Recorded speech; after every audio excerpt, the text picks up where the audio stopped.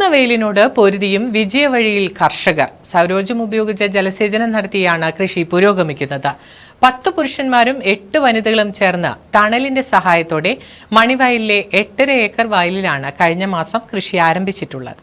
കത്തുന്ന വെയിലിനെ solar panel ഉപയോഗിച്ച് ഊർജമാക്കി വെള്ളം നനച്ചാണ് മണിവയലിൽ ചാമയടക്കമുള്ള മില്ലറ്റുകളും പച്ചക്കറികളും കൃഷി ചെയ്യുന്നത്.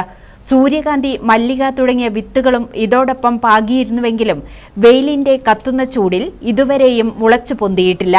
ദിവസവും രാവിലെയും വൈകിട്ടും വെള്ളം നനച്ചാണ് ഇവർ കൃഷി പരിപാലിക്കുന്നത്.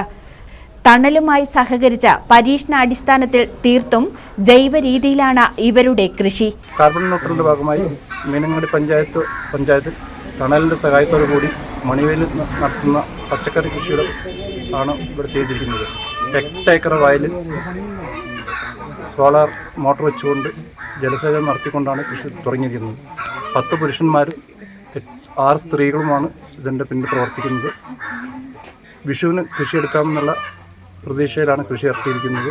വെയിലും കാലാവസ്ഥ വ്യതിയാനം ഉണ്ടെങ്കിൽ തന്നെയും കൃഷി നല്ല രീതിയിൽ തടച്ചു വളർന്നുണ്ട്.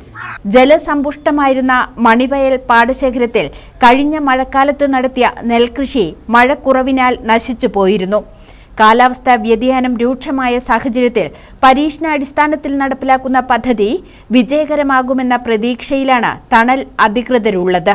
കഴിഞ്ഞ മാസം ആരംഭിച്ച കൃഷിയിൽ ചീര മാത്രമാണ് നിലവിൽ വിളവെടുപ്പിന് പാകമായത്.